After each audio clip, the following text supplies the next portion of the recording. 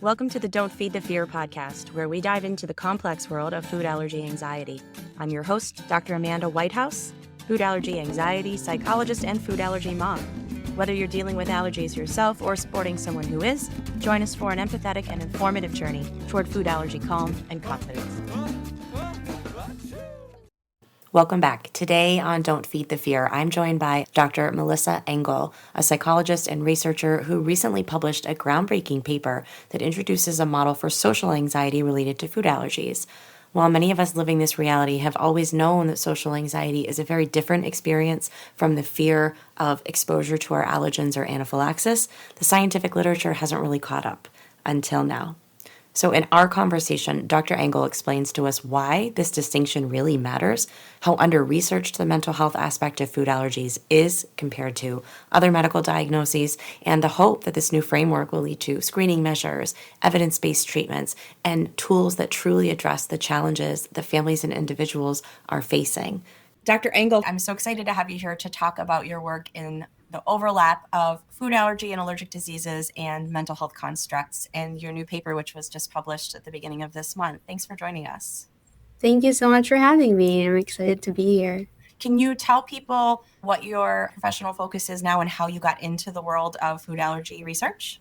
Yeah, absolutely. So I am currently in my second year of a 2-year postdoctoral fellowship in psychology at Lurie Children's Hospital in Chicago, which is the Children's Hospital of Northwestern.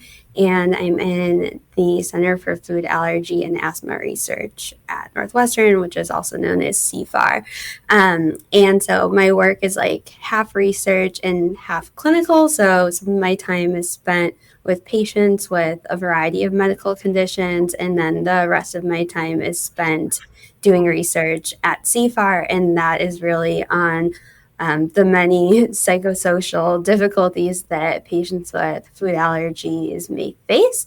And I originally got into this work based on my own experiences growing up with food allergies.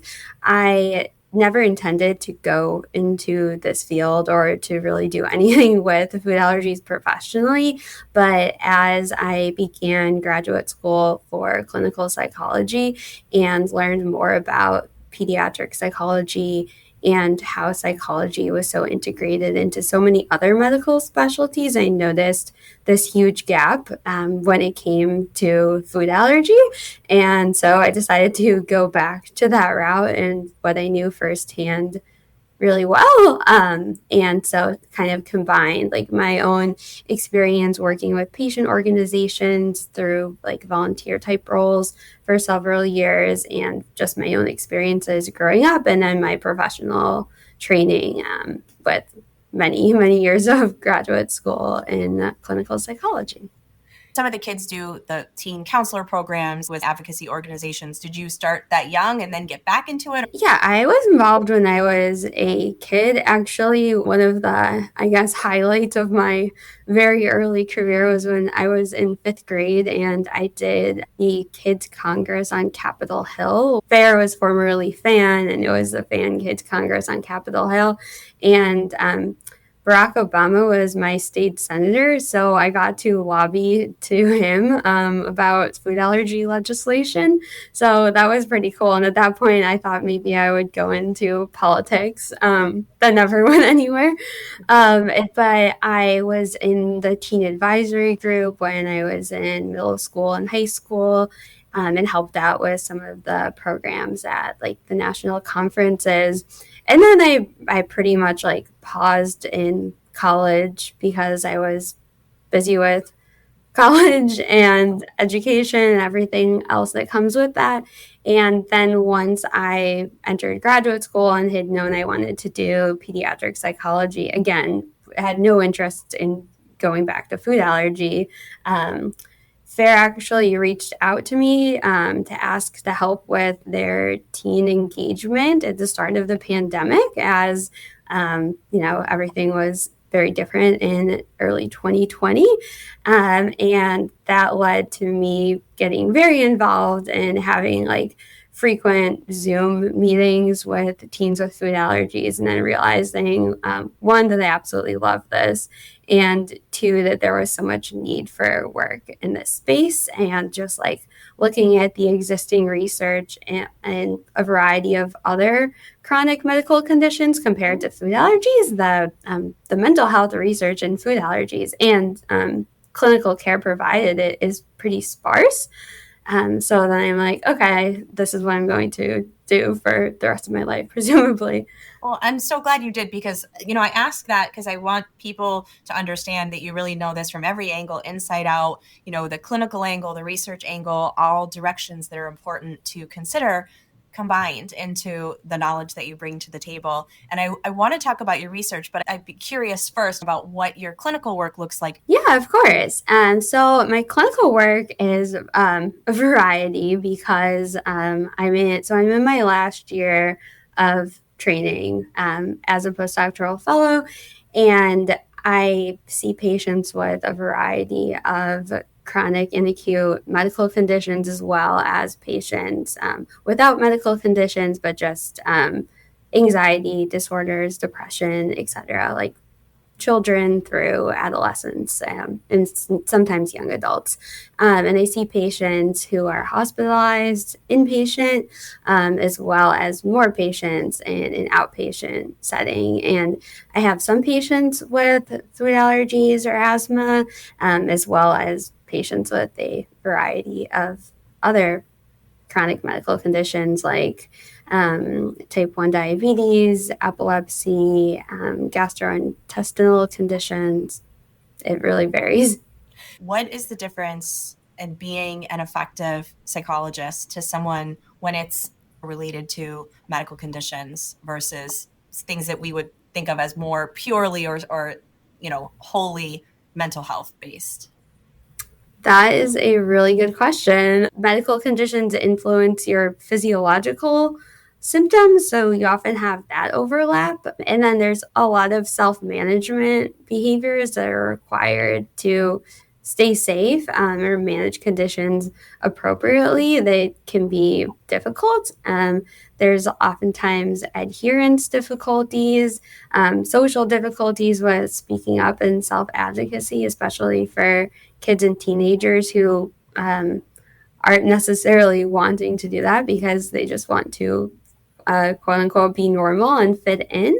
And there also is just like this extra layer that other people don't experience. And then when it comes to anxiety, which is what I see a lot of the times, I think that something, especially in food allergies, that I hear is that like some level of fear is so adaptive to stay safe, and with some like other fears like being scared of the dark or scared of an animal that you will be unlikely to encounter or other like very improbable things, like managing something like food allergies or other medical conditions does require a lot of vigilance and preparedness and speaking up, and like that level of fear is helpful to some extent. Right, because the very things that you do need to do that are productive and that are helpful and supportive and create safety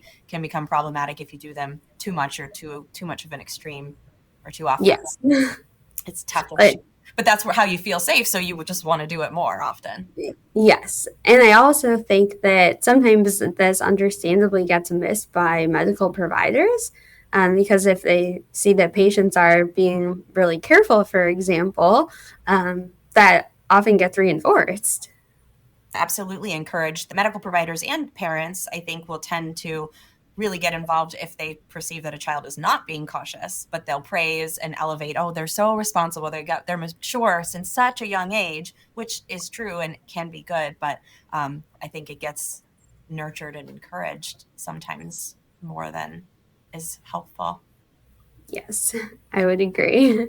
So let's talk about your new paper, Food Allergy Related Social Anxiety, Novel Conceptualization of an Important but Overlooked Construct. And I love that you wrote this paper. You and I were talking beforehand about how you said you've been thinking about this so long, and I was shocked when I read your paper, like, of course this is the case, but it's not Yeah. something that had been established professionally and ready. So please tell us about that process of taking that from what to you was an obvious idea and writing it and sharing it with the community. Yeah, when we were talking before, it's almost like comical that this, like, if you talk to probably anyone, but especially young people with food allergies, this is such a salient and obvious issue, yet it's not been in the literature. So I've been wanting to write something like this for several years, and just with all of the demands of training and other projects, hadn't gotten around to it. And once I did, I was so thrilled that all of the wonderful co-authors were supportive of this idea, so that we could come out with this paper and continue this research in the future. But I think something that really struck me was since 2020, I've been leading Teen Talks for FAIR, which is a monthly virtual peer support program for youth with food allergies between the ages of 11 and 22. And we meet monthly between 40 and our record was 93 teens each month. And it's just basically a peer support program where they talk about the difficulties they face in daily life, as well as exchange tips and even discuss lots of non-food allergy related things. Like one time they were discussing like ranking Oreo flavors, because everyone in this certain breakout room could have Oreos. They were safe for their allergies. And I'm like, what discussion question are you on? And that was what they were discussing. Well, what a normal conversation for them to get to. Yes. They might not otherwise. Yeah. Yeah. So anyway, I lead this program, and we always start with polls. And I think it was the third anniversary of this program, like 3 years. And it was birthday party themed. So I made a poll about what aspect of attending a birthday party is like the most difficult and with respect to food allergies. And there were a variety of options to choose from, but one of them was like being scared of having a reaction.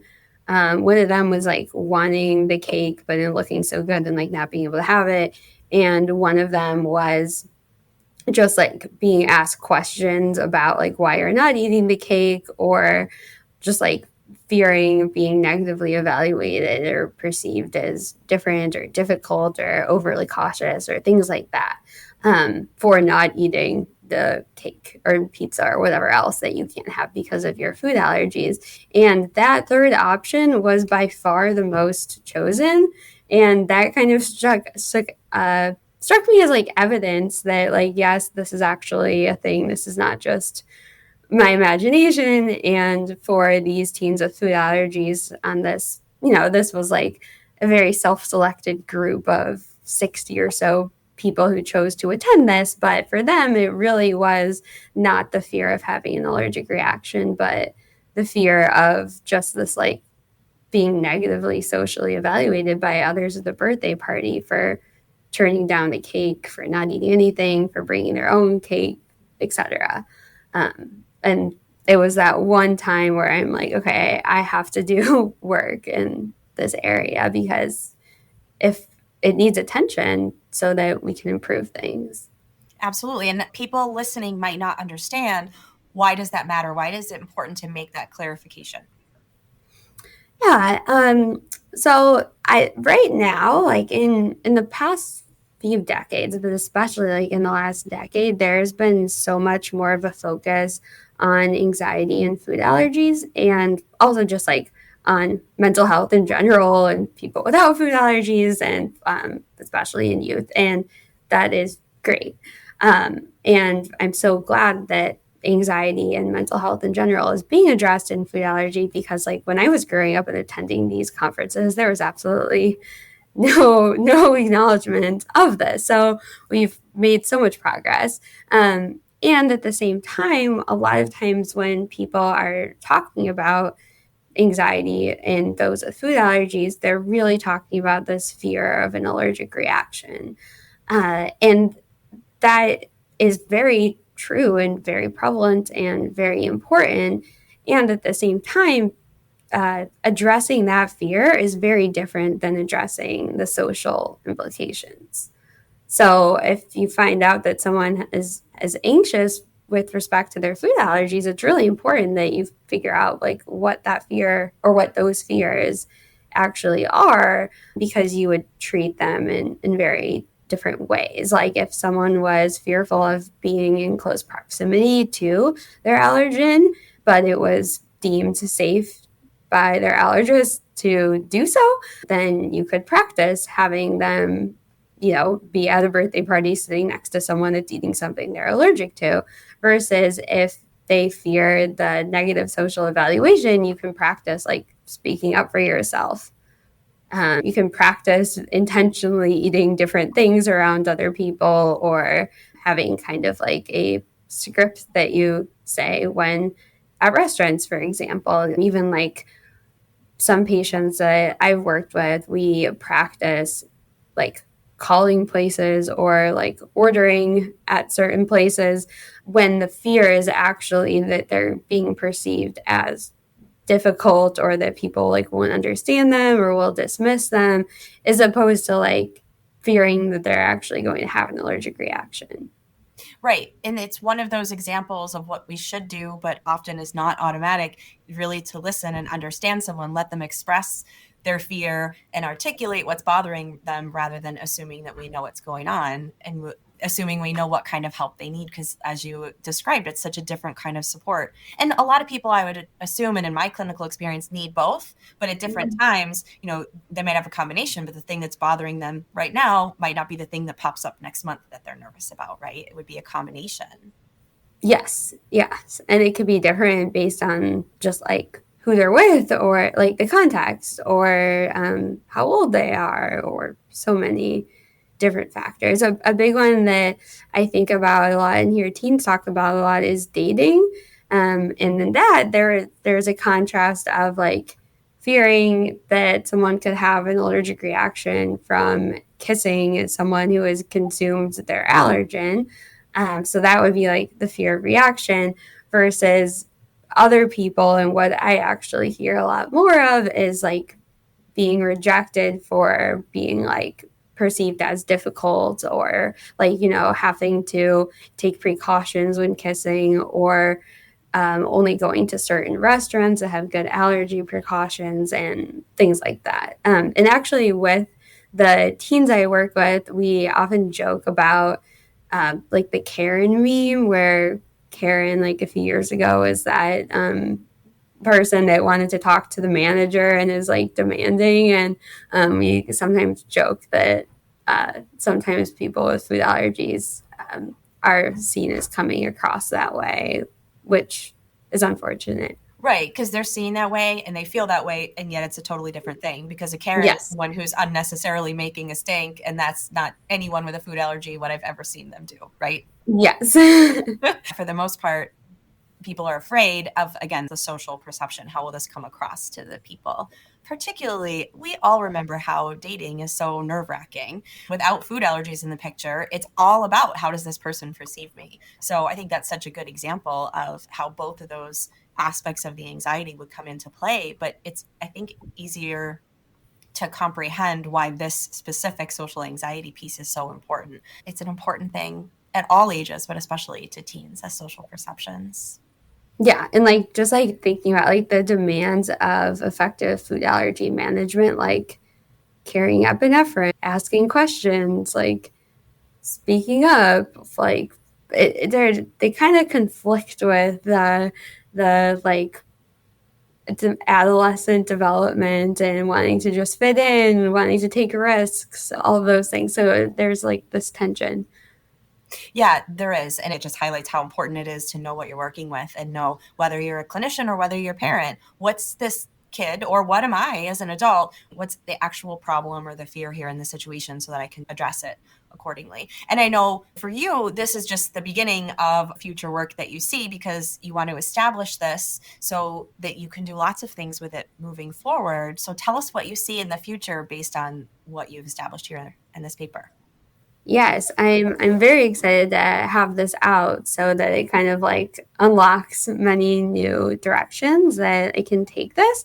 So I'd love to develop a measure, and I'm starting to do that, that providers could use to screen for food allergy related social anxiety, because the existing questionnaires concerning like anxiety and food allergy specifically are really about this fear of allergic reaction. And so this isn't really being captured. So we don't really know like what this looks like in individual patients. And also we don't know what it looks like at scale. Like how big of an issue is this? And I also just want to emphasize that a certain level of the social anxiety is like normative. And I mean, like, of course, it's good to care to an extent what people think about you. And it's great that teens want to be normal, for example. But when it prevents them from engaging in like appropriate allergen management, or when this like fear of being negatively evaluated prevents them from engaging in social things, that's when it's concerning and we want it to be treated. So first I want to develop this measure so that we can, one, use it to screen patients like in allergy clinics, and then also look at this on a population level, like in a nationally representative sample, and see what other types of factors it's associated with as well. And then after that, I want to develop interventions to like brief treatments they could be used to like give patients confidence in practicing skills that will reduce their social anxiety. And then, in addition to working with patients and families and medical providers, there's also a role for just society in general and messaging that, like we talked about before with Karen, that like patients with food allergies are not difficult. Their condition is difficult, but them as a person is not difficult. Their personalities, they're not behaving in a difficult way. There's a long way to go in terms of society having understanding of medical conditions and what people's needs might be. I think there's also a lot of complexities when it comes to like dietary preferences now and sensitivities and just like trend diets. I mean, I was even at dinner with some friends recently, and I had an extensive conversation about my food allergies and the precautions that they were able to take, and the restaurant was great. But then some other people like asked for a certain ingredient to be omitted, and then asked like, oh, is it like an allergy? And they're like, oh, it's just kind of like a sensitivity. And then they are taking all these allergy precautions for almost everyone at the table when none of these people actually had food allergies. So then it kind of, I know from talking to a lot of like kids and teens that then it dismisses like the severity for people with food allergies. So it's really tricky, and I think that there's like now so many more choices in terms of restaurants and products, etc. With special diets. So like in some ways it's been really helpful, but then in other ways it's been sometimes made more difficult. Right. It muddies the water for people with severe food allergies. Like people are like, oh yeah, kids are just everyone's just difficult these days, and everyone has their like trend diets, and like this is not really a trend or a fad or anything that anyone with food allergies would choose. So you're talking about treatment and how this could inform like assessment and identifying people for treatment and then developing treatments. So I would assume then that you have visions of how this could be put into action on a large scale, how schools and healthcare providers could incorporate this into their work. For right now, I think it would be great if healthcare providers just asked about like the social impact of food allergies, open-ended questions like, are there activities or situations that you avoid socially because of your food allergies, or like, do your friends know about your food allergies? How does having food allergies impact your social life? And I mean, for younger kids, you could tailor down that language developmentally, but just like to kind of get a sense of like are the ramifications of this? And are these patients avoiding things unnecessarily? Are they able to speak up to people about their food allergies? Are they carrying their epinephrine even when they're in different social situations? Do their friends know how to use their epinephrine, etc.? But I would love to develop like a brief intervention that could be administered in a few sessions to patients with food allergies, and ideally could be not just like, so I'm in an academic medical center, which is great, but the majority of patients with food allergies aren't necessarily being treated at an academic medical center or have easy access to like ongoing treatment apart from like annual visits and working in all different settings and even like people working in school settings. That would really be like an exposure based model to have kids and teenagers being like practicing these exposures of being in social situations in which their allergies are apparent and handling them with confidence and learning that they can handle it. Yeah, how beautifully would that work in a school, right? With Yeah. so many opportunities to incorporate that in real life settings with staff and adult support and making it so safe, right? So many adults around to make sure that the allergy part is still managed safely while kids can rehearse and practice these interventions for the social aspect of these interactions. Yeah, and I think I would love to do this like in a group model. Mhm. And I feel like it could work really effectively because I've done like social anxiety groups for kids without food allergies or medical conditions, like more general social anxiety groups for middle school and high school. And I think that that could be really nicely adapted for food allergies. The idea would be that this assessment would be at the point of medical contact at the allergist's office, ideally, and then people could be identified who need extra support and referred out to therapists who then already know that this is the treatment effective based on the phobia of anaphylaxis versus the social anxiety piece this individual is dealing with, and then have treatments that are, evidence based to address that. It sounds so smooth and clean. Is that the idea? I mean, that's ideas that would be smooth and clean. It's probably a bit messier in real life, but I know that there are some great exposure-based treatments that have been recently developed by Catherine Dalsgaard and colleagues for like the fear of anaphylaxis more specifically, and I could also see there being like modules or like adaptations for general like food allergy anxiety treatment, and then you could, based on assessments and interviewing patients and families, you could see, okay, does this patient need like one of these treatments or like all of these treatments, for example, because you could target both of them together.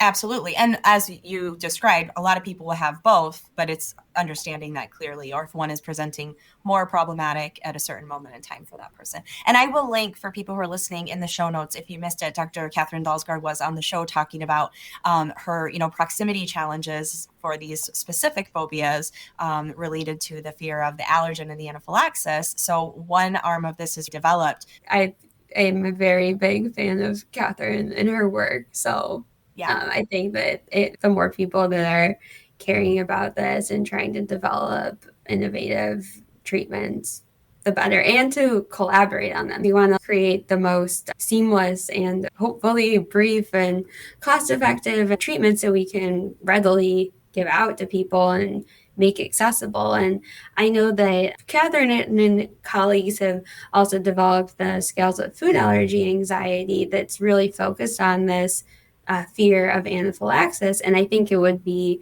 really cool to develop an instrument that uses that and the social piece so that they're together, as well as any other core fears related to food allergies that have also not been addressed. Because, yeah, I'm saying that in addition to the fear of anaphylaxis, there's this fear of negative social evaluation. But I mean, maybe there's another fear that we're also not capturing. And it would be great to have like one brief and validated measure that could be used.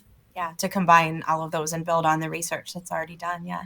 And it's free, because that's another thing is like, I want things that I create to be readily available to people in all settings.